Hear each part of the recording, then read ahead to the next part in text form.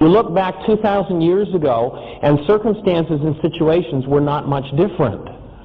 They said in those teachings, do not be molded by the world, or you will end up moldy. Essentially, that was the message, that if we let our mind energy system, if we let the frequencies we engage in be molded by the insanity of the world, then we would set up and structure our physiology according to that, and our lives according to that. Now, you look at so much of what's happening in the media today, and the media says, oh, well, we're just reflecting the culture. Well, we may be reflecting somebody's culture in some little localized area, but when you put it on the media and punch it into millions of children's minds, you just pervaded the culture with that insanity. And it's time, I think, for us adults to stand up to the media and what's being pervaded as normal. Because once you build the brain cells, well, the media's excuse is, well, you know, they know the difference between fantasy and reality. That's not the point. That's like diverting the question. The point is what's been built into brain cells as normal, as reality. And if abusive parents and disrespect of parents is built into brain cells as normal, guess what's going to drive the behavior of that child as they grow? That's exactly what it's going to be. And if it's any of the other insanities that are going on that become glorified, I mean, just the simple fact that we name the perpetrators of the atrocities in our culture. How many who are in a state of despair, who have nothing in their minds to live for, well, gee, here's my chance to become known worldwide. What the heck? And so what do? If the media did nothing but to shut down its reporting of the names and details of those who commit some of these atrocities, I bet you we'd cut it in half, because it wouldn't be so glorified. But to wake up to what it is we're doing with our mind energy is of key importance. And to come to the point where, regardless of what's happening in our world, we can hold the condition of love in our minds. Again, as I mentioned before the break, the original teachings that said what's most important in the law named 3 objects of attention: God, neighbor, and self. And in the ancient Aramaic, the word neighbor means anybody that you think about. That you had the requirement, if you want your world to be sane, that when you think of God, neighbor, or self, the requirement is that you keep the condition of love in your mind. When you can do that, if there's anything in your brain cell structure that is resonated by any of those objects of attention, when that surfaces, the exposure to love will transmute or change or heal that energy in you. And as you heal that in you, you become empowered. You become literally an empowered space to promote healing. The person who carries the energy of fear or hatred in their minds, because of this principle of resonance, just by walking through the universe and interacting with others, the energy field they carry will tend to resonate or activate that energy in everyone they touch or come close to. As you see any of those issues that are yours when they're in your face, as you heal them, those issues, then you walk among people and you carry with you an energy space that opens healing in everyone that you touch. Now, the world teaches us the opposite. Let's use an example. We hear a report of a child abuser. Terrible things that have been done to a child. Totally unjustified and unreasonable. What do most people want to do to the child abuser? Abuse them. Think about it as an energy dynamic. If the energy of abuse is blue, and we have someone who observes the child abuser who, in their world, out of the potential, has collapsed this energy we would call blue, this blue potential, then the person who says, let's abuse them, sets up a frequency that does what? Reinforces and creates more of it. Let's say we take this person who is the abuser, and let's put them away in a jail cell so they could never touch or abuse another child, but let's publicize their abuse worldwide. And now let's watch 5 million people who look out through the abuse in their own minds and through the hatred in their own minds, and the fact that we have punished and incarcerated this person activates the vibration of abuse in all of those minds. Now you have a field that permeates the planet. And the person who has the potential to abuse but would never do it, you know, if you talk to most abusers afterwards, it's like, God, that's not what I wanted to do. I don't want to hit that kid. It's the last thing I want to do, but something just seems to take over. What takes over? Well, probably this guy, when he was a kid, was beaten, abused when he cried, and so in his file on crying is being beaten, abused. So now when the child cries, what resonates and takes over his mind? Anybody here ever done anything against your own will and choice, something you didn't want to do? Go back and look at Paul. So many people are following the teachings of Paul today. And Paul said, why is it the things I would do, I cannot do? And the things I would not do are what I do. Paul didn't understand Jesus' teaching on forgiveness. He didn't know how to remove from his mind the realities that drove his behavior. Jesus taught people how to reach into their minds when those realities came forward, and how to presence love. And in presencing love, when those realities came forward, forgiveness happened. That was erased from those minds. But here's the person who there's the potential for them to abuse, but the energy is not active enough in them for them to become active abusers. But with 5 million minds focused on this abuser over here, all sending the energy of abuse, what resonates in this mind? We've just created thousands more abusers. We don't need a penal system in our culture, folks. You cannot punish, you cannot incarcerate enough people to get rid of abuse. You can't do it. It will consume the whole gross national product. Look at it. You know, the investment analyzers are suggesting that it's one of the best growth industries to invest in. Think about it. I'm serious. Think about it. Now, the more we focus on creating, you know, let's get tough on crime. Let's punish those bad guys. Punishment is the reason for the bad guys, quote unquote. It's the energy that's been impregnated into them that when it comes up, just like you and me, we don't have any control over. And unless we have tools with which to undo it, it will drive our behavior against our own will and choice. Now, does that mean we shouldn't put this guy behind bars? No. That's not what I'm saying. It might be very appropriate for us to take up a collection and say, this is a guy we can't have in our culture. But do we need to beat up on him? No. By beating up on him, we just set up more of the same abuse. What we need to do is we need to be able to create a space of love and healing.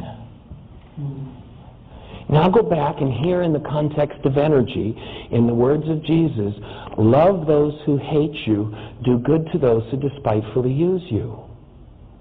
And you see what empowers you to heal. See, if you can love those that hate you, you find the part of your own mind that set up the event in the first place, and you expose it to love, and you heal. And when you create that space of healing, you now have the capacity to open that same space for this guy. But it's what we refuse to deal with that creates our own physiological demise and creates more and more of the insanity in the world. If you think about God, is there one reality in your mind that's less than love? Well, if you were brought up in a lot of the traditions that said, God's going to get you for that, hey, one of the major things that I run into oftentimes in churches is people who hate God. Because God took away their baby. God did this. God did all sorts. God didn't do any of that stuff. We're creators. Well, in the sense that there's only one actor in the world, God, there's only one power. God carries out our instructions, but it's we who set it up. Does that mean we're guilty? No. This isn't about guilt. This means that we're responsible as creators for what we do. And if we don't like what we've done, what we've set up, we need to own it and forgive it. So if you have a reality in your mind, unlike love for God, you better clean it up. Because it's your disease. If you think of neighbor, any other being on the planet, in Aramaic, now about the 6th century, they changed the meaning of the word neighbor.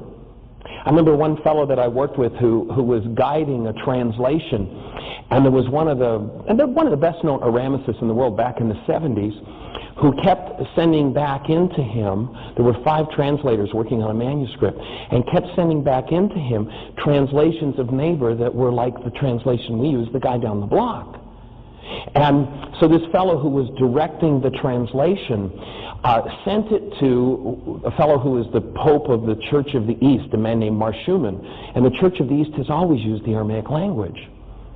And the Pope of the Church of the East kind of laughed when he saw it coming back that way repeated. He says, "Oh, I know what's happened." He said, "He's just gotten caught up in those new dictionaries they wrote in the Aramaic back in the 6th century." The new dictionaries in the 6th century. When they changed the meaning of the word neighbor to be the guy down the block, instead of anybody that you think about. In the Aramaic language, there is no way to distinguish between physically near and mentally near. When you think about somebody, they're your neighbor. So now it becomes if you want to be empowered to heal, do you really, truly want to be empowered to heal? It's a big stand for responsibility, because when you think of anyone on the planet, no matter what the atrocity is that they've done, you're required to hold the condition of love in your mind. That's the first statement of law. The only thing that would inhibit you from holding the condition of love in your mind is that perhaps you have a reality in your mind called hatred. If you have a reality in your mind called hatred, then somewhere in your physiology is a frequency called hatred. If that energy is in the big toe, guess what? You're going to have a diseased big toe. If that energy is in your kneecap, guess what? They're probably going to tell you need surgery. If that energy is in your heart or your lung or your liver or your brain, they're going to tell you have a physical problem. But you don't have a physical problem, because there is no physical world. Oh, Michael, no, you're going too far. Wait a minute here. Let's go back and see if we can catch up with good science again. Einstein said what? On such things as matter, we have been all wrong. What we have heretofore called matter is energy. Energy whose vibrations have been so lowered as to be perceptible to the senses. There is no matter. A material world doesn't exist. An energy world exists. And if you hold the energy of hatred, whatever tissue it's in, it violates the integrity of the tissue. That violation of the integrity of your tissue structure is your disease. And it also sets up the frequency that manifests in your world. We're creators. So when you see that teaching of Jesus that said love for God, neighbor, and self, you see the brilliance of, you've got to keep that condition of love in your mind. And then if you have a neighbor that can activate hate in you, what happens? Your hate comes to the surface. When it comes to the surface and is exposed to love, there's a transmutation of energy and you heal. It's brilliant. It's not religious. It's brilliant. Notice in your life, the only time you've ever done something you didn't want to do was when you were in a condition other than love, right? Hostility or fear compromises human intelligence. Don't obey your mind's dictates when hostility or fear shows up. Stop. Forgive the hostility or fear. Once you understand forgiveness, you will never forgive anybody else again. Because forgiveness isn't about letting them off the hook. That's a Greek cheap copy. Remember, the Greeks externalized the powers, and they said, forgive them, as though they're responsible for the reality you're experiencing in your mind and your body. Stop forgiving people. When somebody comes to me and says, oh, I don't need to do that. Why is this happening to me again, workshop? I've forgiven everybody, my mother, my father, my sister, my brother. I know they've done no forgiveness work. They bought into the Greek concept, which is pardoning them. Now, if you want to pardon somebody, that's a nice thing to do. But when you pardon somebody, you've done nothing to change the reality in your mind, which is the energy in your body, which is the frequency with which you set up your quantum universe. You want to be empowered to heal? Think of a neighbor that can inspire hatred in you, and now with the presence of love, you heal hatred. And you heal. Thank you, neighbor, for showing me the part of my mind that I didn't want to deal with. Thank you for being the one that responded to this energy wave that I sent out, that invited someone to do something hateful to me, because I needed the opportunity to heal my hatred, because I want to be empowered to heal. Who are we really? We're creators. If you think of yourself, now how many of us, when we were this high, were told how worthless we were? How many of us were told how stupid we were? How many of us were told how invaluable we were? How many of us were told that to love ourselves was some kind of a sin? Well, guess what? Every one of those realities in your mind has to be forgiven. Because as long as you hold a reality unlike love for self, you just broke the first law. Whew. How did it get to be so backward? How did it get to be so backward? And now that we see how backward it's gotten to be, how do we change it? Well, it's really simple. Unfortunately, it's not always easy. Because the first step in doing it is you got to remember to do it. Hey, you walk out the door committed to be fully loving, right? And somebody gives you the look, and what happens? Up comes the hate, up comes the fear, up comes the attack. Let's get them. Oh, God, I forgot again. And that's just part of the process, and that's okay to be in that process. You know, it's kind of like a constitutional growth that happens. It's a process that we go through, and it takes time to achieve that process of moving out of the old self. Remember Jesus said, and look at it from this energy context and this Adam Nafsha context. What did he say? In order for you to live, you've got to die. In other words, the survival self, the Adamos self, has to die in order for Nafsha, the soul, the soul, to actually come into full expression and live. And then you are in this world through your physiology, but you are not of the reality structure of the world. You take your instructions from another mind. Which mind? The mind of Christ. Which mind did Christ think with? He thought with the mind of love, which was called the mind of God. It becomes real simple and real practical. That you got to stop thinking with your human mind. As I said earlier, you got to be out of your mind. It's an important step in the process. And then you bring to your Adam mind the mind of God, the mind of Christ, the mind of love. And as you do, you heal everything in you that is unlike love, and you get to the point where the only frequency that you send out into this quantum universe is that frequency of love. And more around you starts to manifest that frequency, including the guy that seemed to be deserving of being put behind bars. I think it was Longfellow who said that if we could but see the secret pain and past of our enemies, it would be enough to dismantle all hostility. I'm only hostile at someone if I hold a reality called hostility. I'm not hostile at them because they said this or they did that or they did that. If their act caused my hostility, and there were 100 people in the room and that person did the act, there'd be 100 people in hostility, wouldn't there? But they can do their act in a room with 100 people, and I might be the only one with hostility, because I'm the only one with the reality called hostility to respond to that. Whose opportunity is that to heal? and who's in charge of whether or not you heal. And you become empowered to create the space of healing for others. You are. If you turn it over to the world, good luck. So for me, and it boggles my mind more and more every time I teach this. It's one of the beauties of getting to do this work. Sometimes I wonder what I did to deserve it. Is that I get to remind myself over and over and over when my atom mind forgets. Oh, that's right. That's what the commitment is. That's what I want to move in the direction of. To really move into that space where we take full 100% responsibility for the condition of love in our minds, in our emotions, and in our physiology. And if anything less than love comes up, you forgive it. And I don't care what your disease is. Remember, there's no physical, there's only an energy system. You put a distorting energy in the big toe, it shows up as a diseased big toe. Does the big toe have a disease? No, because there's no such thing as a big toe. There's an energy that reflects as a pattern.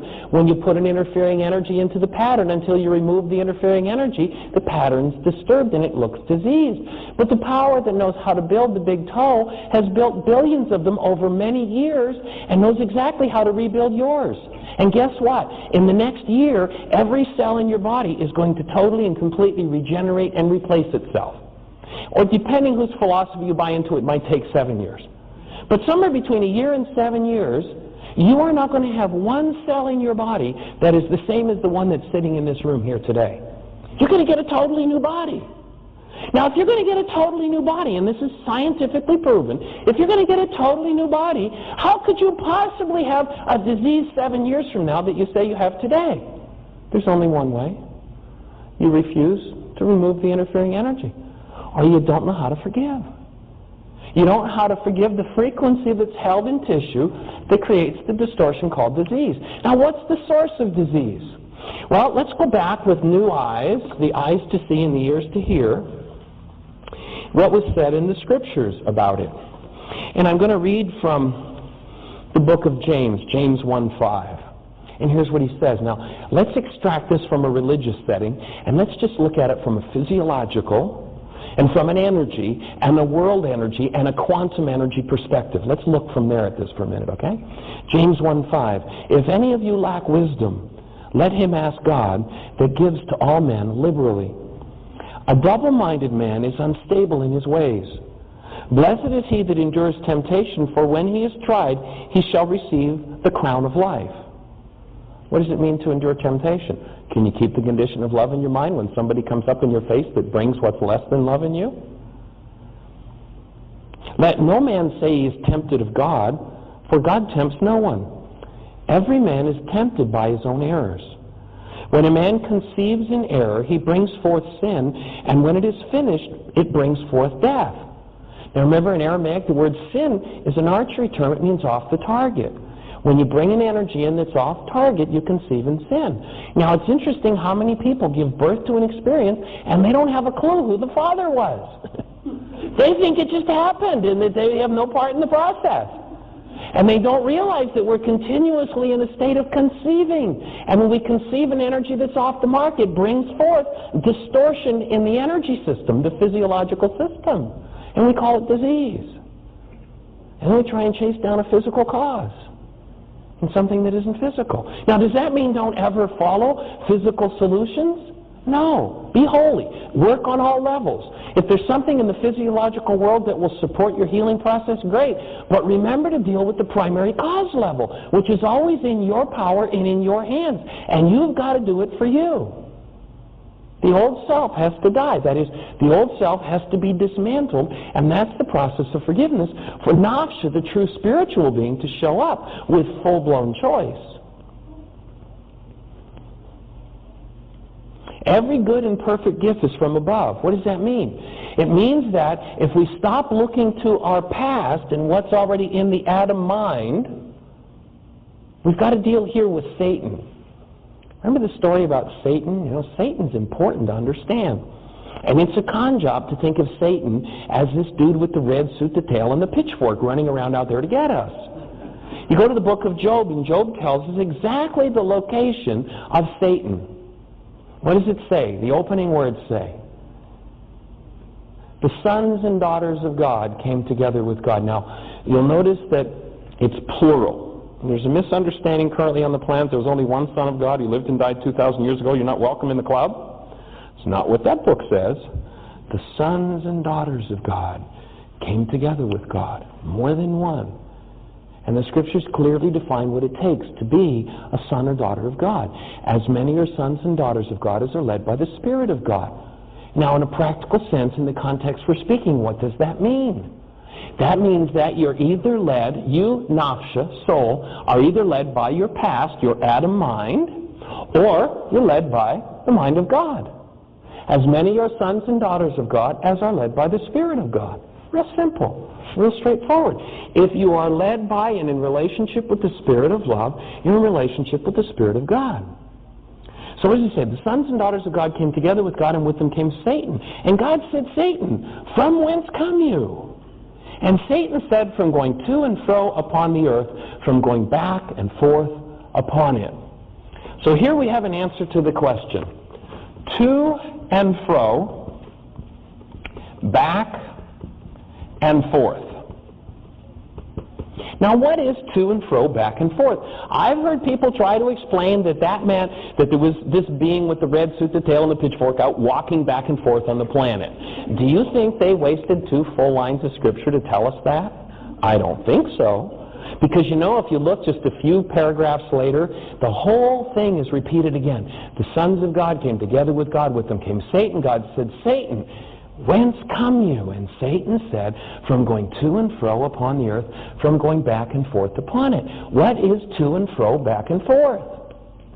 It's a statement of our past.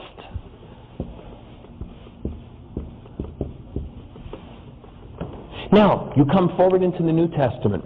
Jesus is getting ready to be crucified, which is his demonstration of how to hold the context of love and walk through to eternal life. And what happens? He tells Peter, hey, this is it. I'm going to go to be crucified. And Peter does what? Whoa, wait a minute, we'll stop it, we'll save you. What does Jesus say to him? He addresses him directly as Satan. He says, get thee behind me, Satan. And then he explains what he means. Now here, we've got the definition for Satan. To and fro, back and forth, it's the past. And now we need to know the location. What does Jesus say? Why does he call Peter Satan?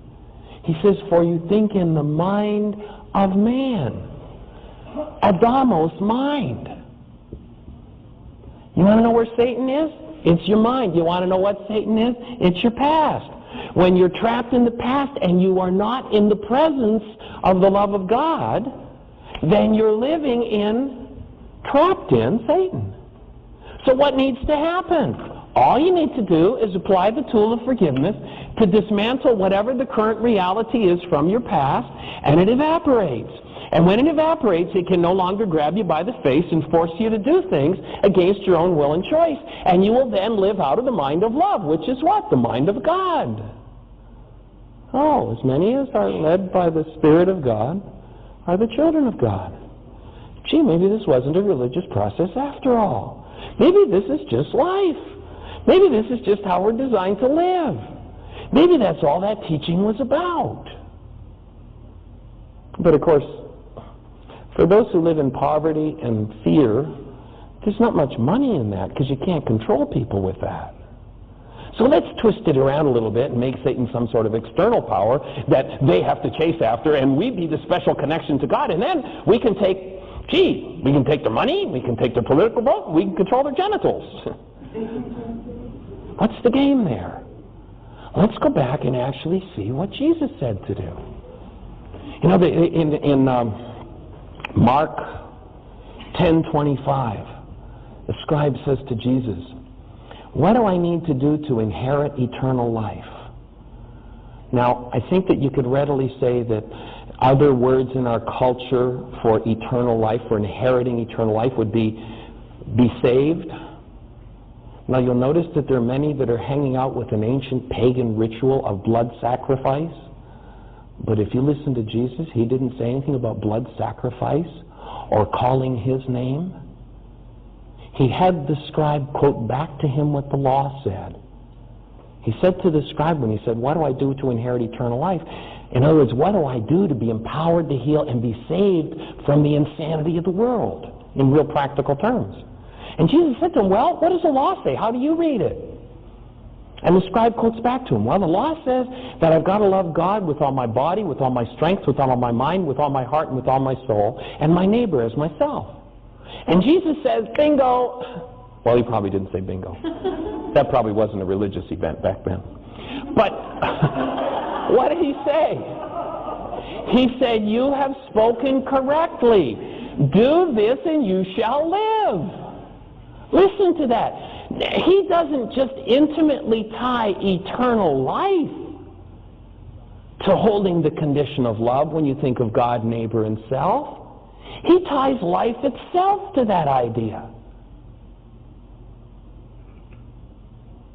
He says, do this and you shall live. What is he saying there? He's saying that actual life for a human being depends on the presence of love in their minds. Just because a human being can get up and walk and talk does not mean that they're alive.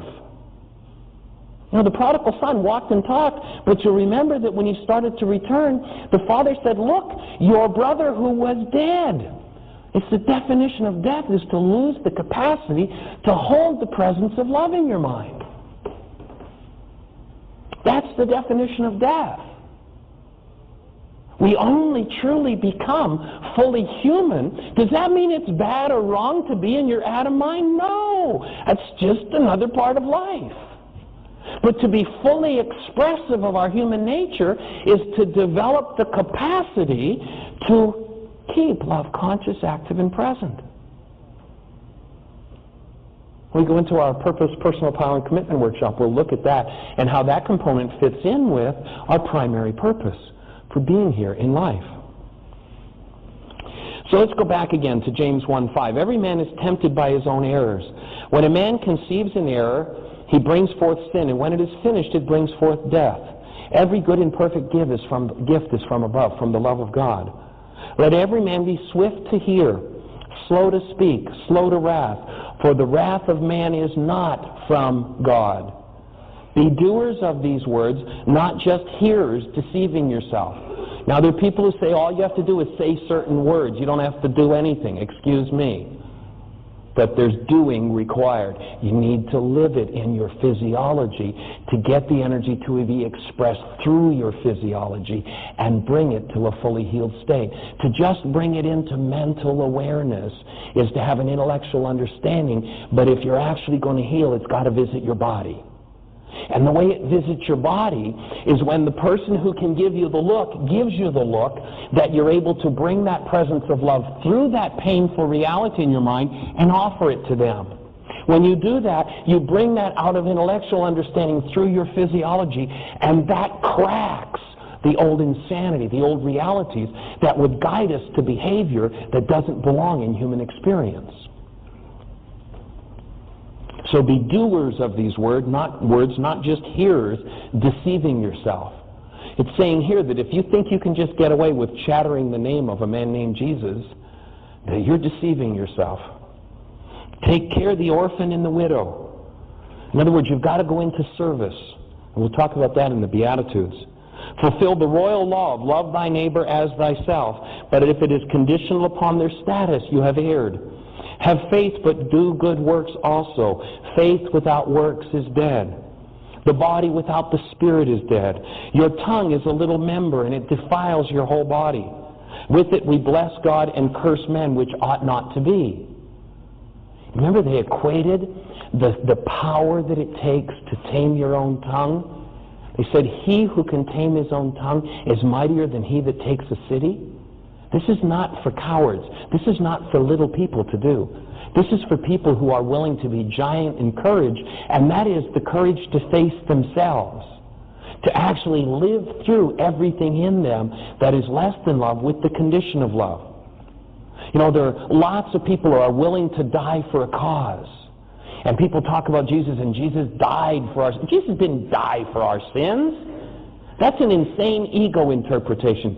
Jesus lived to show us that sin couldn't kill us if we followed the law of holding the condition of love for neighbor. What happened to Jesus in the crucifixion scene? Well, gee, he comes out of the Garden of Gethsemane. And the high priest's servant's there in his face. This high priest servant is the man who's going to take him to be killed. I mean, he's going to cause Jesus the worst suffering and pain that you could think about inflicting on a human being at that time. Now, Peter plays out the role of the ego mind. He shows how not to do it right. He pulls out the sword and whacks off the high priest servant's ear. I can imagine Jesus might have given him the look at that moment. But then what does he do? He stops Jesus and he offers support and caring and love to the man who's going to have him killed. Now, I've had people who said to me, well, Michael, you know, that's all very interesting, but did you notice that that act got him dead? I say, yes, I noticed that act got him dead. Have you noticed they couldn't keep him that way? That is high-level wellness. That is the key to life. What did he demonstrate? He demonstrated in a very real circumstance how to hold the condition of love in front of a neighbor who would destroy you, and that the neighbor destroying you could not have an impact on you because you had such a state of high-level wellness that whatever injury he did, you immediately restructured the energy system and healed.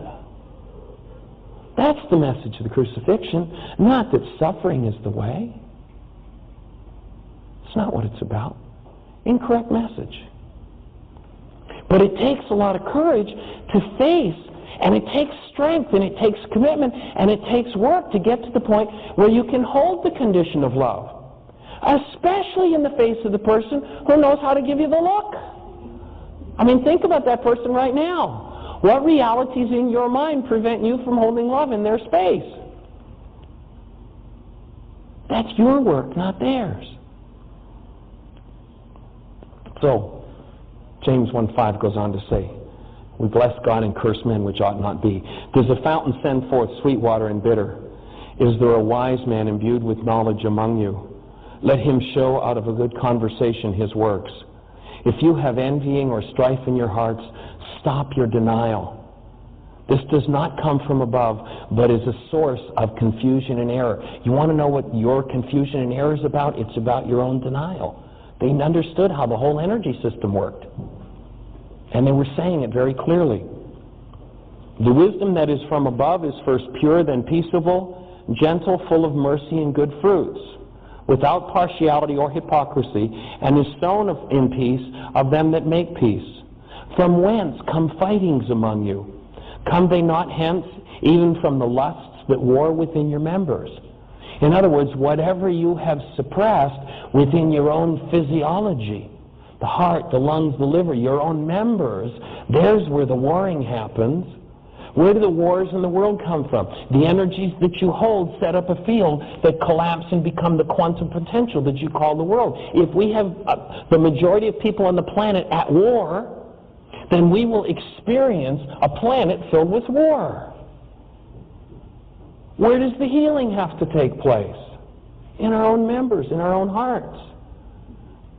The principle of critical mass in physics was spoken by Jesus 2,000 years ago. He said a little leavening leavens the whole loaf. It won't take everybody to change the energy system. Enough people who will face it in themselves, who will choose to be empowered to heal, will heal the energy of war in themselves. And they will set up an energy field that will erase the quantum potential we call war and bring about a world of peace. Simple physics. A little leavening leavens the whole loaf. Critical mass. Are you willing to be part of the critical mass? Are you willing to face yourself and deal with yourself and dismantle that old self?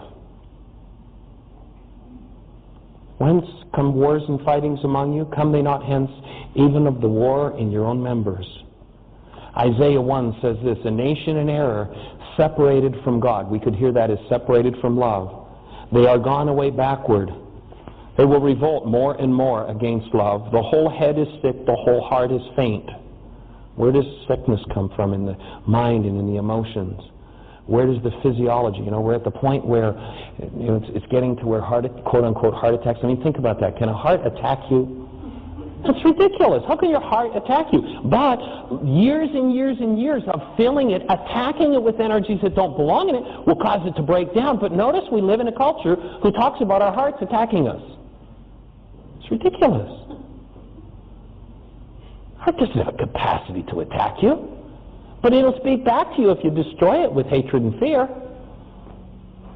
The whole head is sick, the whole heart is faint. From the sole of the foot unto the head there is no soundness in it, but wounds and bruises and putrefying sores. Your land is desolate, your cities burned with fire. Your land, strangers devour it in your presence. Are we at that point today? Look at what's going on in our culture. I mean, it's almost to the point where our land will hardly produce food that has nourishment in it anymore.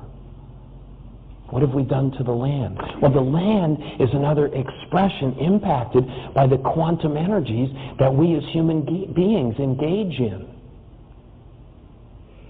We have the ability as human beings to impact this whole physiological system. We're the only creature that has the capacity to originate mind energy that's out of harmony with the flow of creation. And we need to get back in step. Does that mean we're guilty, we're bad, we're wrong, we should be ashamed because we didn't do it right? No, we didn't know any better. Okay, if you got a reality called guilt, great. Take out a reality management worksheet and forgive your guilt. You got a reality called shame? Great. Get in touch with it. Own it. Oh, here it is. Get out a worksheet. Forgive shame. When you forgive every reality that is unlike love, what do you got left standing there? You got who you are, love. It's the being that we are. Now, if you go to the Aramaic, in the Beatitudes, we're told in the Beatitudes that each Beatitude starts out with blessed are they, as though there's some sort of an external force or external power that's going to bless us. In Aramaic, there's no such word or concept as blessed are they. The word in Aramaic is tuvehun. And tuvehun more properly translates like this: a latent neural structure. Now, what would a latent neural structure be? That would be something hidden in you. Let's start with a clean board with this. Let's think about this idea of latency. What would latent mean? It would mean an unconscious or a hidden or a neural structure that is unavailable. Fortunately, you and I don't need to search for the perfect realities to guide us, the perfect mode of being. It's already in us. So what does Jesus say in the Beatitudes? Before each Beatitude, he says this: a latent neurostructure, that is, we would say a vibratory frequency, implanted by God to guide you to happiness and well-being, becomes your conscious possession, you who, and then each of the Beatitudes gives you a set of instructions for how to achieve that state. How do you get this neural structure that's been hidden?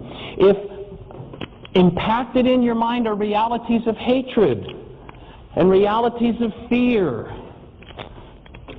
and realities of pain, and realities of guilt, fault, blame, etc. If those are the realities that are active in your mind, then they cover up, they hide the reality structure that the Creator put in you to guide you.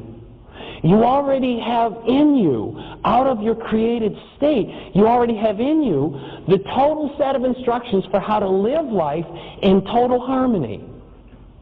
It's in you. But 2,000 years ago, it was said it was unconscious or latent. It was hidden for most people.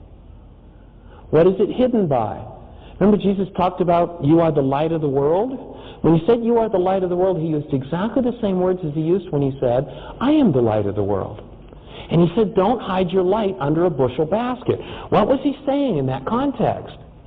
He was saying that your light is there, but you've got all these realities that you've bought into from the world that overlay it. So you've got this basket hiding it. Get rid of the basket. How do you do that? Well, let's look at it. The first of the Beatitudes historically is interpreted as, blessed are the poor in spirit, for theirs is the kingdom of heaven. Now, has anybody here ever gotten really excited about being poor in spirit? Does that make a lot of sense? Now, the Aramaic language is an interesting language. Relative to, say, a language like English, there are very few words in Aramaic.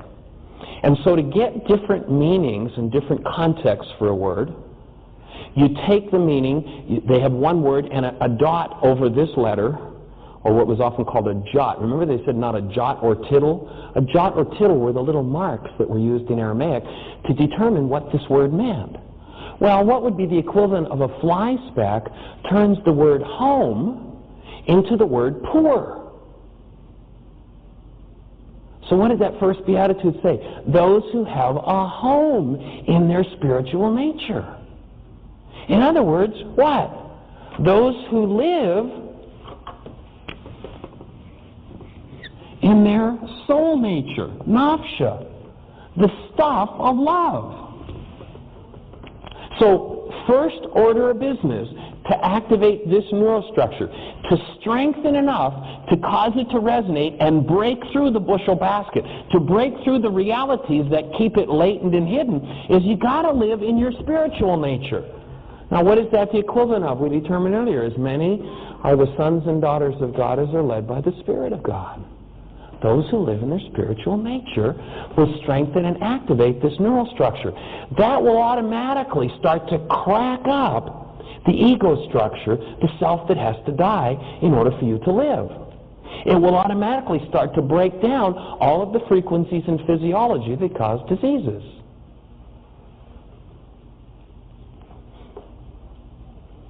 So you who have a home in Ruha, which was the active forces from God, yours is a heavenly estate.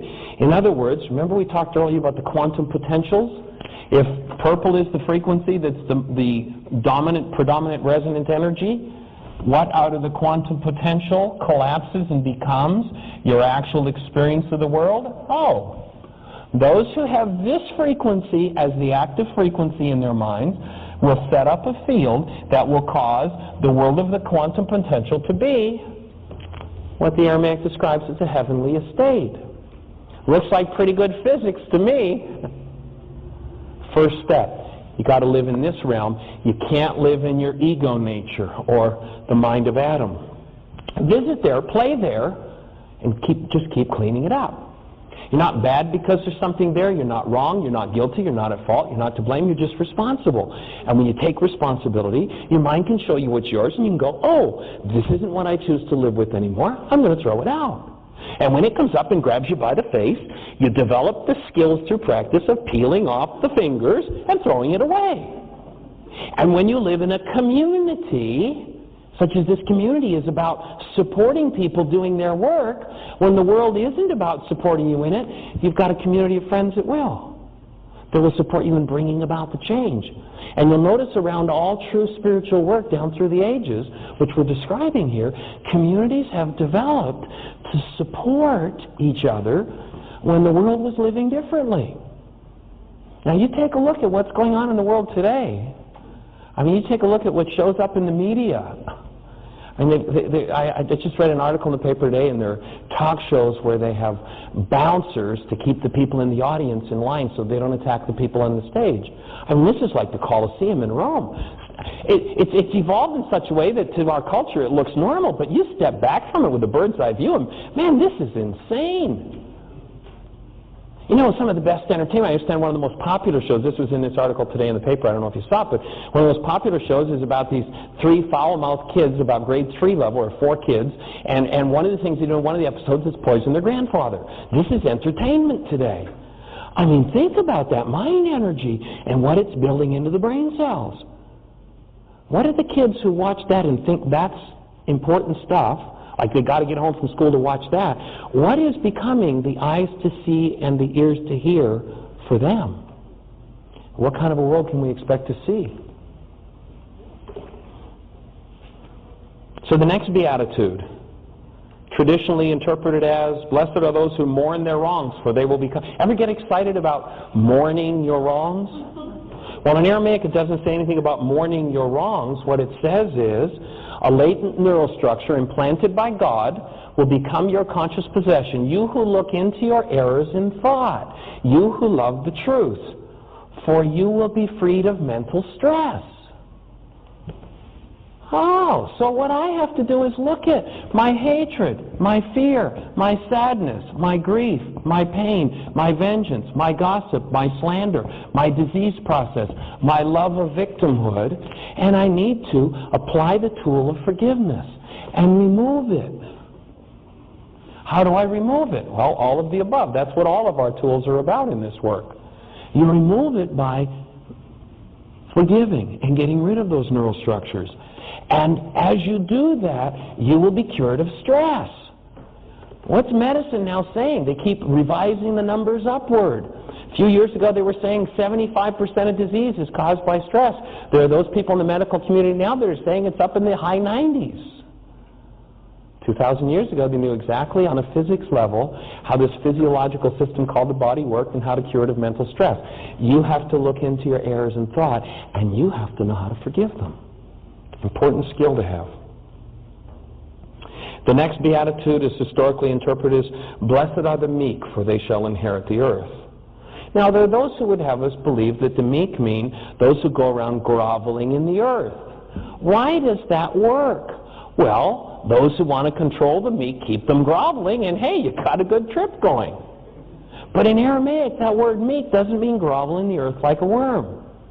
It's actually the word that ties in with humility. And in Aramaic, the word humility means the mental capacity of being able to perceive and cooperate with the highest and best in another.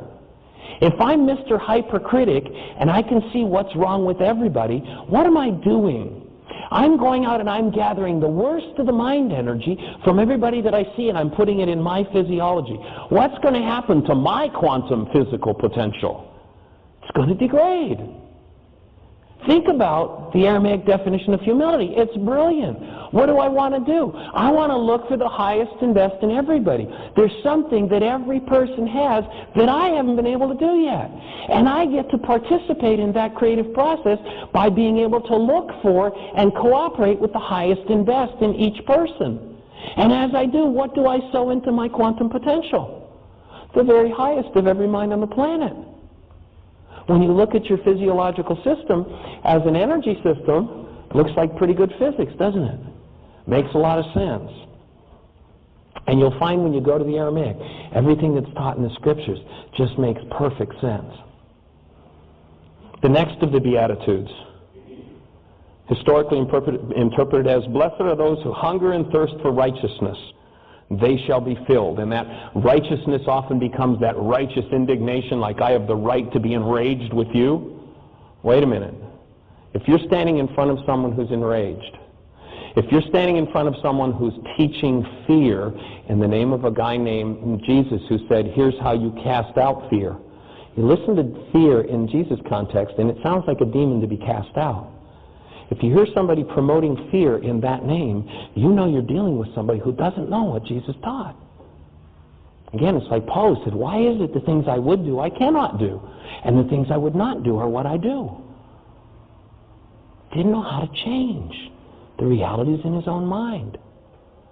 Those who haven't yet learned what Jesus taught about forgiveness, who've only studied it from the Greek, think forgiveness means, oh, just keep letting them off the hook, let them off the hook.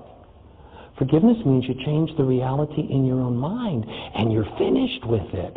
And you become a clear space that is empowered to bring healing to everybody that you touch. Now, does that mean it's bad and wrong to go in any other direction? No. It's going to produce a perfect result. But what are we capable of? So in Aramaic, what does it say about those who hunger and thirst for righteousness? Here's what the Aramaic translation says. You who hunger for the mind structure underlying the attitude, judgment, and behavior described as just and fair behavior between people. So what does that mean? That means that when you activate this neural structure, this is the neural structure that underlies just and fair behavior and treatment. This has to be activated. If you step into spiritual process and you don't do the work of getting rid of the trash that's in your mind as a human being, and you don't activate this, then what will underlie your behavior? Well, if you've got rage and hatred and murder in your heart, you'll be able to make it logical to step into somebody's space and say, I come to bring you the love of my Master Christ, and if you won't accept it, I'll kill you. So, wait a minute, there's something wrong with that.